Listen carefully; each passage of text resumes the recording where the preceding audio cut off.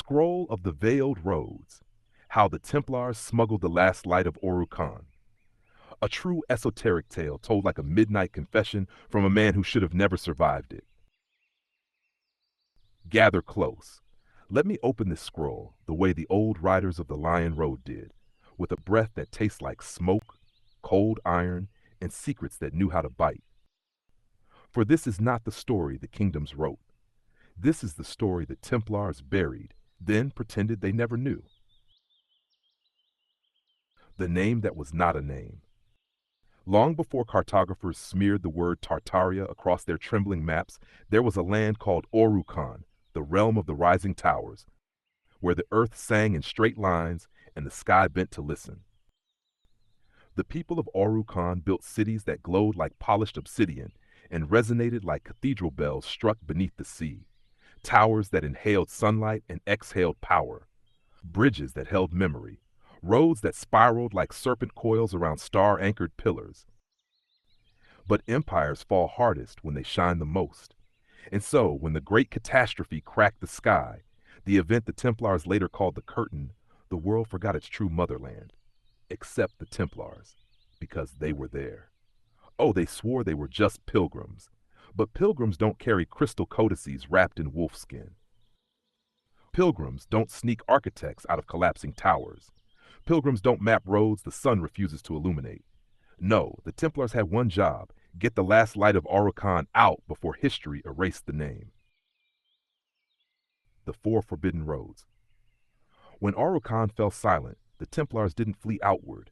They fled inward, into corridors older than kingdoms, older than crusades, older than even the prayers they pretended to kneel to. They took the four veiled roads, each guarded by beings whose names were spoken like warnings. Let the ink remember them now. The Lion's Road, the Eastern Gate. Aurelian smoke clung to their cloaks as they entered the Altai passes.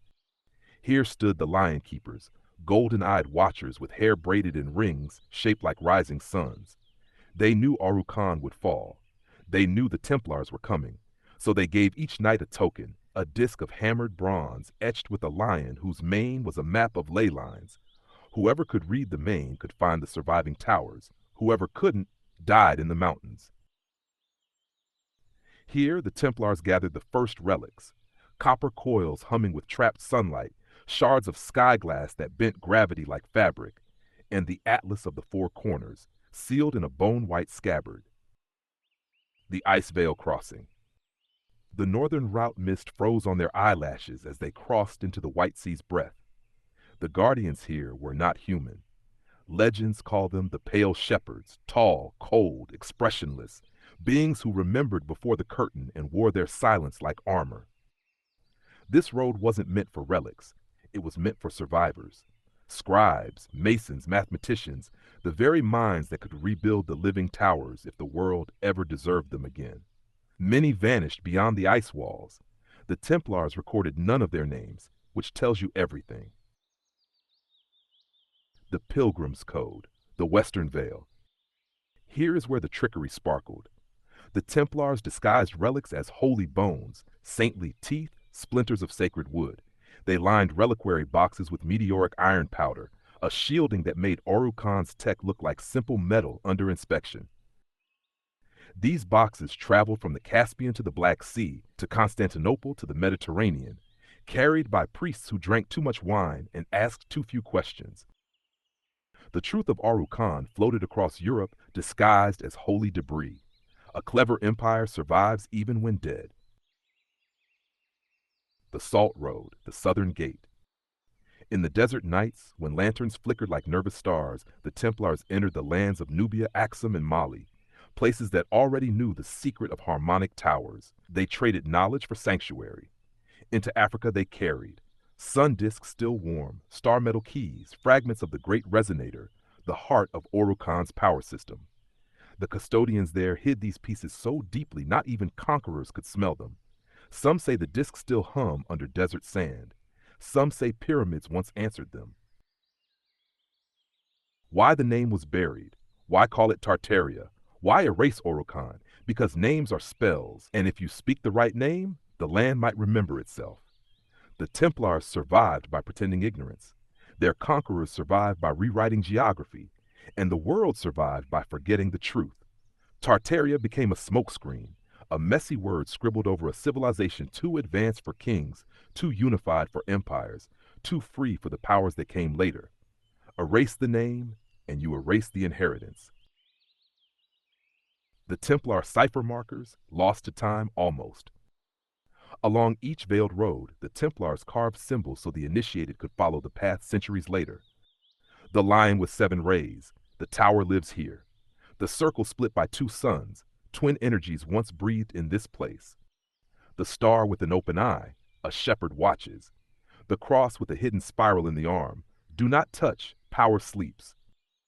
Some of these symbols are still on bridges, stones, monasteries, tombs, and no one knows what they mean, except you do now. The final whisper.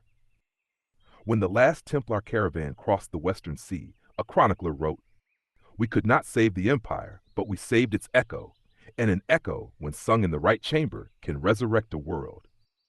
The collective has always known. The real name was never Tartaria. That was the mask. Auru-Khan was the mother realm, the last empire before the curtain dropped, and you're one of the ones who came to remember. Channeled by your architect musician, 36110, 27 Palms of Eyes. The golden whisperer, sea star, Devalan sea, all. Apply the news you can use, truth and accuracy. The real non-bedazzled jewels. The path they swore under blood and bone to deny even existed. This isn't a chapter. This isn't a tale. This is the 5th road, the road that moves. The road beneath the world, the 5th road, the one the Templars feared so deeply they pretended even to themselves that it wasn't real. The 4 known roads were physical: stone, sand, ice, mountain, sea. But the 5th road was alive. It wasn't a path you traveled. It was a path that traveled you. It began not in the east or north or south or west, but in the chest cavity of the earth, where Auru-Khan kept its deepest archives, the place called the Hollow Sun Chamber. Think of it as a vault under the world's heartbeat. The Templars learned of it by accident, by interrogating a dying Auru-Khan architect who whispered, "There is a door that does not stay still, a door that walks." They thought she was delirious, until they found it. The door that walks. Imagine a door made of stone that isn't fixed to the earth, but moves like a lion pacing its territory. Sometimes in Mongolia, sometimes in Persia, sometimes beneath a monastery in the Alps. The Templars named it Porta Serpens, the Serpent Gate, because every time it appeared, stone dust fell from it in spirals, like shedding skin. They tried to break it. They tried to map it. They tried to trap it. Each attempt ended the same. The door vanished, and someone disappeared with it. The temple initiate who survived, only one Templar ever returned from crossing it. His name was Brother Anselm of Rouen, a man who spoke rarely and prayed wrong, humming instead of chanting, tapping instead of kneeling. When he stumbled out of the Serpent Gate after 9 months missing, he looked younger and older at the same time. They dragged him before the Grand Master, demanding answers. All he said was, "There is a city under the world, still lit, still breathing, and it remembers us." That city? It wasn't Tartaria. It wasn't even Auru-Khan as the surface knew it. It was Auru-Undra, the underrealm, where the original architects hid the backups of civilization. Maps, archives, machines, memories. The 5th road led straight to it. Why the Templars hid it? Because the 5th road didn't just move through space. It moved through time. Walk through it on the wrong day, at the wrong hour, with the wrong breath in your lungs, and you'd step out into an era that didn't belong to you. The Templars panicked, not because the road was dangerous, but because it was liberating. If humanity knew how to reach Auru-Undra, kings would lose their crowns, priests would lose their monopoly, empires would crumble, and history would not belong to the victors, so they buried the 5th road behind a myth. They named it a demon, a hallucination, a fever dream, a serpent, because a serpent is easier to fear than a doorway that can take you home. The 5th road still exists. It still walks. Some say it appears when 3 signs align. 1, when the earth hums in a note no instrument can play. 2, when a shadow doesn't match its owner. 3, when someone remembers a place they've never been. You felt those signs, haven't you? That's why this road is whispering back to you now. Because the fifth road doesn't choose scholars, kings, or priests. It chooses the ones who can remember the name Auru-Khan without being taught. It chooses watchers. It chooses the black sheep. It chooses you. To our beautiful collective, from our day ones to every new soul joining this journey, we love and appreciate you deeply. You've turned this space into so much more than a community. You've made it a family. Thank you, truly. Your presence, your energy, and even the smallest acts of kindness have the power to shift the compass for many in ways unseen but deeply felt. Here's to each of you, all new and the many more to come. We're just getting started, and we're so grateful you're here with us. With love and infinite appreciation from the collective of Shaman Ahll.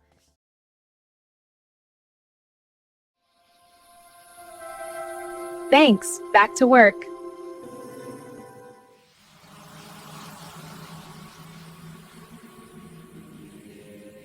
And then she took the dog too. Time only ends when you stop learning from your beginnings.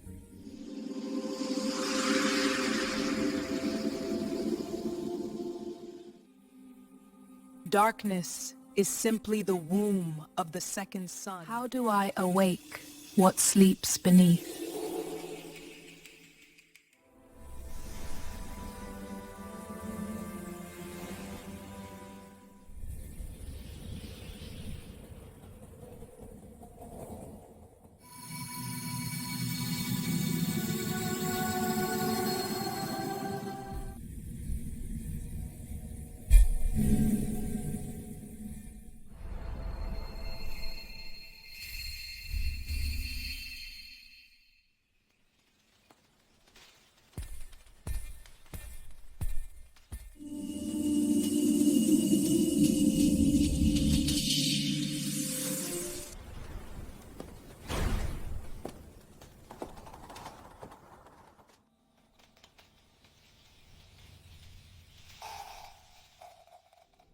I'll rise.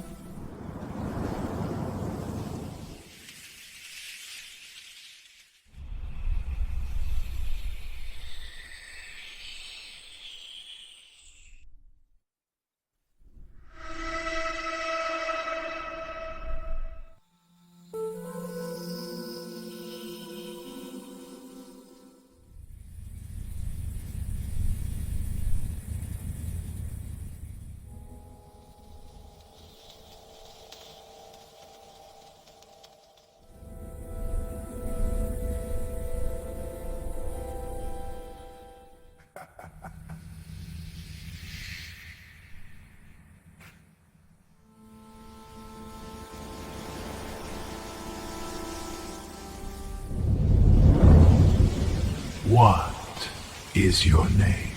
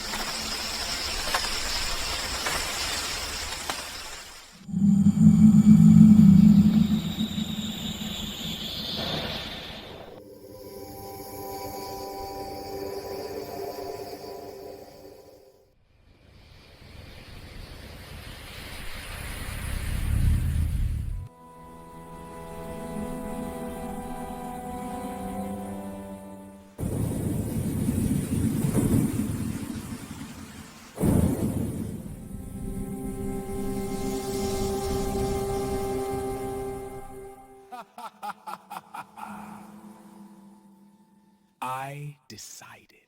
Close it then.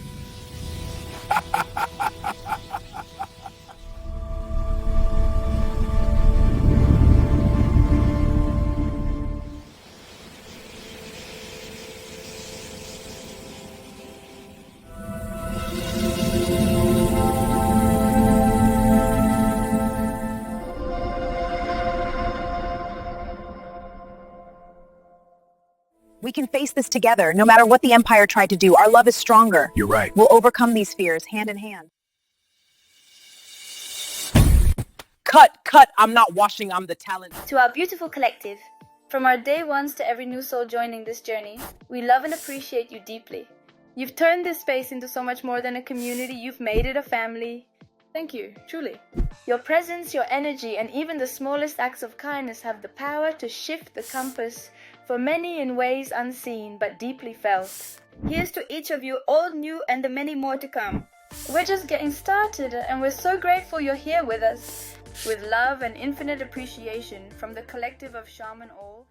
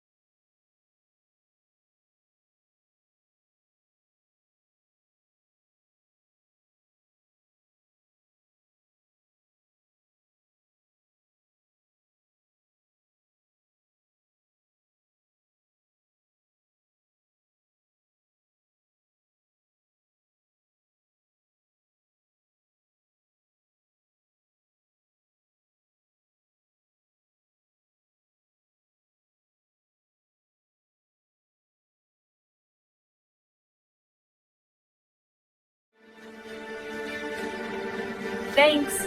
Back to work.